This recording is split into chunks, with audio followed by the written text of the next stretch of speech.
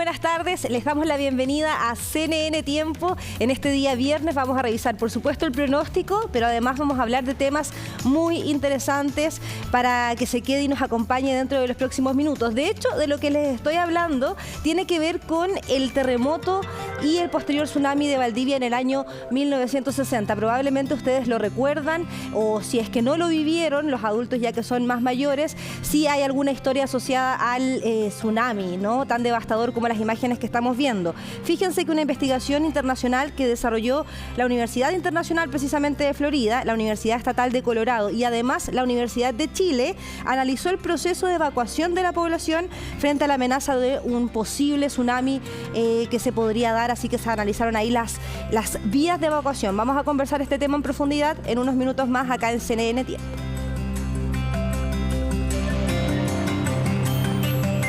Bueno, y para hablar sobre esta materia, este tema tan interesante, tenemos acá en el estudio de CNN Tiempo a Mauricio Fuentes, doctor en geociencias e investigador del programa de riesgo sísmico de la Universidad de Chile. Mauricio, ¿cómo estás? Hola, ¿qué tal? Bueno, muchas gracias por estar en este espacio para que podamos analizar de qué se trata este programa de evacuación, pero primero pongamos en contexto el terremoto y posterior tsunami de Valdivia de 1960. Quizás muchos han escuchado hablar de él. ¿Se podría repetir una situación similar en nuestro país o en Valdivia específicamente? Sí, el terremoto de Valdivia del año 60 es sin duda, dentro del estudio de la sismología, uno de los ejemplos más emblemáticos, puesto que es el terremoto que se ha logrado medir con la mayor magnitud de momento hasta la fecha. ¿Ya? Esta magnitud se ha cifrado en torno a los 9.5, que equivale aproximadamente a unos 1000 kilómetros de extensión. Por eso es un terremoto extremadamente grande y extremadamente energético. Tales características son propicias para inducir también un tsunami, también en proporción a este tamaño de la ruptura. Por lo tanto, este tsunami fue capaz de abarcar toda la cuenca del Pacífico. Sí, tú me comentabas algo ahí fuera de cámara bien interesante, que es, nosotros hablamos de Valdivia, pero en realidad las zonas afectadas fueron las que están más cercanas al mar, y precisamente este proyecto de evacuación se hace en Corral, Curiñanco y Niebla, ¿cierto? Así es. Sí, lo que ocurre es que el terremoto en sí mismo es capaz de afectar una gran zona de ruptura, que como te decía, de cerca de 1000 kilómetros, pero el tsunami además se propaga sobre el océano. Entonces estas ondas son capaces de abarcar cientos de miles de kilómetros, incluso cruzar el Pacífico, pero cuando se trata de abarcar zonas más pequeñas, va perdiendo energía cuando intenta, ¿no es cierto?, atravesar fiordos, lagos o geografía más accidentada. Y por tanto suele ser más, digamos, el impacto energético suele ser más alto en las zonas que están más expuestas a los embates de este tsunami, que en este caso corresponde a las localidades que tú mencionas como Corral o Niebla. Veamos, por ejemplo, un mapa de Curiñanco, para que nos hagamos por lo menos la idea de cómo podría ser la evacuación, porque, por ejemplo, yo veía el mapa de Curiñanco, claro, pero el de Niebla está muy poblado y uno no sabe si es que efectivamente esta gente sabe cómo evacuar. Este mapa es de Curiñanco, Mauricio. Así es. Sí, lo interesante de este tipo de modelos que se llaman modelos basados en agentes, lo que buscan es de alguna manera capturar, digamos, las interacciones que tienen cada uno de estos agentes. Estos agentes pueden ser personas o personas conduciendo un vehículo, ¿no es cierto?, que van... Esos son los puntos naranjos. Todos esos puntos representan un agente, claro, que puede ser un peatón o un conductor en un vehículo. Y esto lo que de alguna manera intenta capturar es cómo estos agentes interactúan entre ellos, porque eventualmente un camino se puede saturar, se puede colapsar, y los agentes deben buscar entonces una alternativa para llegar a los refugios que están preestablecidos. ¿Ya están establecidos en la zona? Están preestablecidos en la zona, eso se conversó con el Senapred de la región. Ya se ha hecho ese trabajo. Claro, se hace ese trabajo y eso sirve justamente para evaluar si esos puntos, esos posibles refugios están adaptados y cuentan con la capacidad necesaria para albergar a la potencial gente que podría llegar en una eventual evacuación. Ya, porque todos cuando hablamos de tsunami pensamos en subir al cerro o subir lo que más se pueda, pero no es llegar y subir. Me imagino que tiene que estar señalizado en algunos sectores para que no se produzcan tacos y así tragedias posteriores, ¿no? Sí, ese es un problema tremendamente complejo porque... De hecho, lo enfrentamos en el año 2010, donde tuvimos ciertos aprendizajes en que no siempre el terremoto en sí mismo te da una alerta y puede pasar que algunos sistemas fallen, ¿no es cierto? Puede pasar que no hay un aviso. Entonces hay que trabajar en muchas dimensiones para subsanar ese tipo de problemas, pero también es importante contar con un nivel base de conocimiento y de educación general de la población de cómo enfrentar este tipo de fenómenos, porque uno tiene que tener muy en claro que cuando estas cosas ocurren, seguramente hay un tiempo de desfase en donde uno está ciego, en donde uno no sabe lo que está pasando, antes de que se recalculan los procesos de inversión de la fuente sísmica y se emite la alerta de tsunami. Ahí ya pasó un tiempo, ¿te fijas? Entonces, y ese tiempo es incierto. Y ese tiempo también hay que considerarlo en este tipo de simulaciones, exactamente. Mauricio, cuéntame, así como en general, de qué se trata el proyecto, esta iniciativa, mientras vemos también otros mapas, y tú me cuentas ahí un poquito del proyecto en general. La imagen que vamos a ver es de niebla. Sí. Como te comentaba, el ejemplo de Valdivia es un ejemplo emblemático en sí mismo. Entonces, se tomó este ejemplo porque, claro, fue la zona, la región que sufrió el terremoto más grande que se ha podido medir y el tsunami que lo acompañaba. Entonces, la idea era tratar de entender cómo la gente y cómo las rutas de evacuación en la zona están preparadas para una eventual evacuación por tsunami. Y hay medidas de mitigación, por ejemplo, si vemos el mapa ahí de niebla, vemos, me imagino que todos estos puntos entre verdes y naranjos son zonas habitadas, zonas que están pobladas.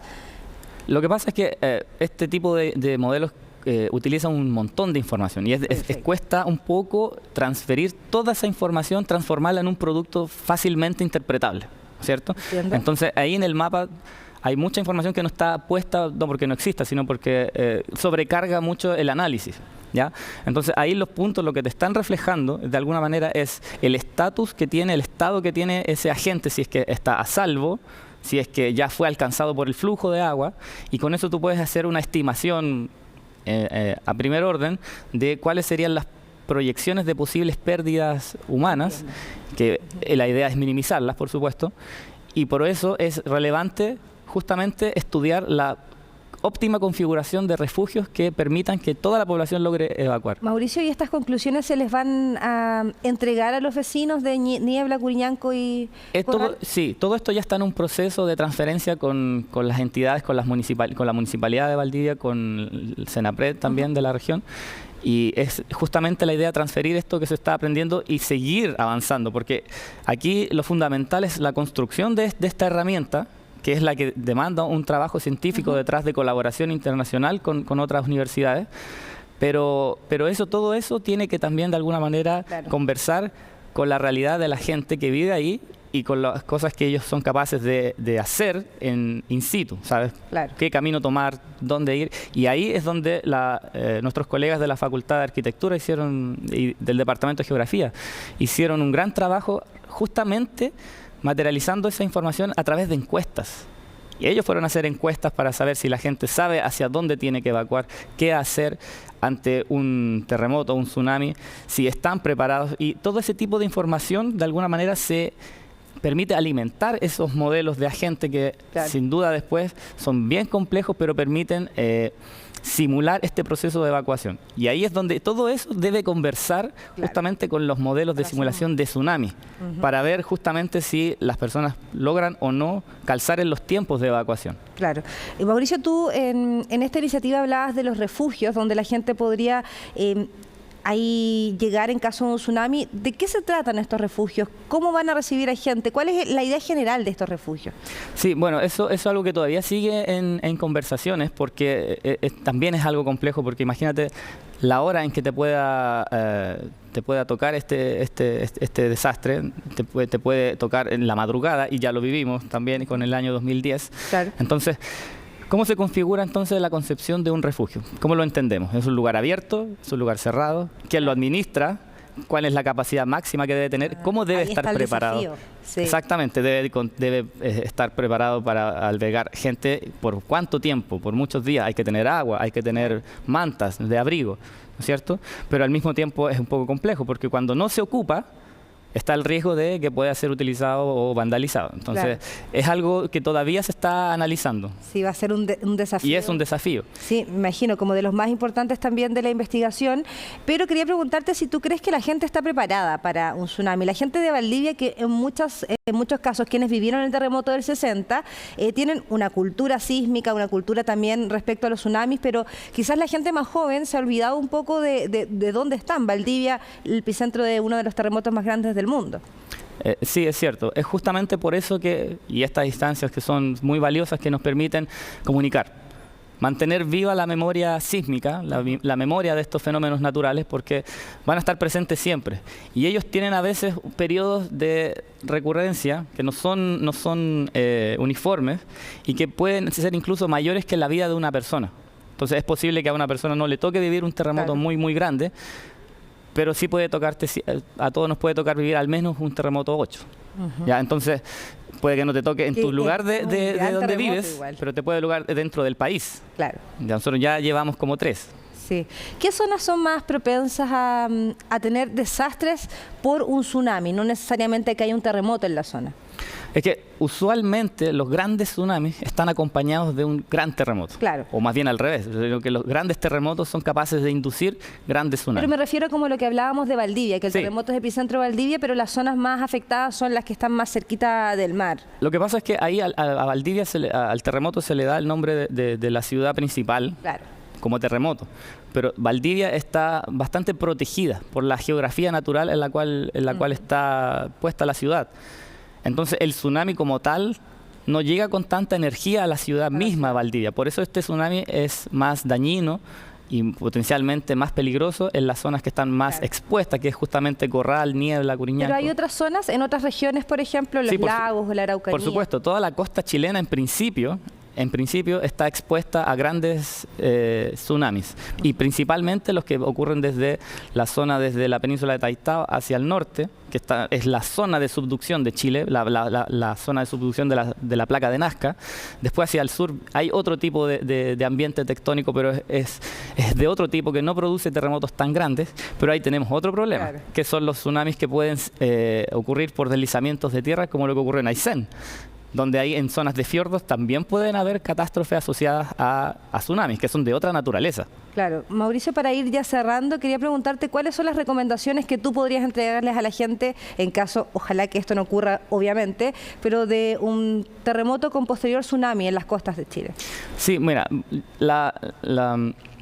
la instrumentación en el país ha avanzado bastante. Las fortalezas que ha desarrollado el Centro Sismológico, el Servicio Hidrográfico y Oceanográfico de la Armada, el CHOA, han mejorado mucho después de este lamentable evento que sufrimos en el año 2010. Y la idea es seguir las indicaciones de las autoridades, pero también seguir el propio sentido común, y si uno está sintiendo un evento fuerte, un movimiento fuerte en donde está, lo más probable es que se trate de un gran terremoto, que no sabemos si va a generar en principio tsunami, pero lo mejor por prevención, esa zona es que la persona misma tome las medidas y se aleje un poco de la costa. En todos los casos es alejarse de la costa la solución, después de un terremoto. Claro, por el peligro de un tsunami. Pero siempre hay que estar atento a las informaciones de las autoridades, porque puede que hay una alerta que se cancela, entonces la gente puede regresar a la costa. También se pregunta qué tanto tienes que alejarte del mar. ¿Efectivamente hay que subir a las montañas o basta con una distancia considerable? Claro, ahí eso también es muy interesante, porque depende un poco de la topografía local en donde está. Se suele hablar de una cota de seguridad tipo de 30 metros, que en algunas zonas es muy difícil de acceder porque están en lugares muy escarpados. O bien alejarse, si tú te alejas de manera plana, significa que el terreno es plano, entonces tienes que alejarte un poco más. Bueno, Mauricio Fuentes, doctor en Geociencias e investigador del Programa de Riesgo Sísmico de la Universidad de Chile, te agradecemos mucho por esta conversación con CNN Tiempo, un tema importantísimo sin duda para nuestro país. Gracias, Mauricio. De nada, muchas gracias a ti.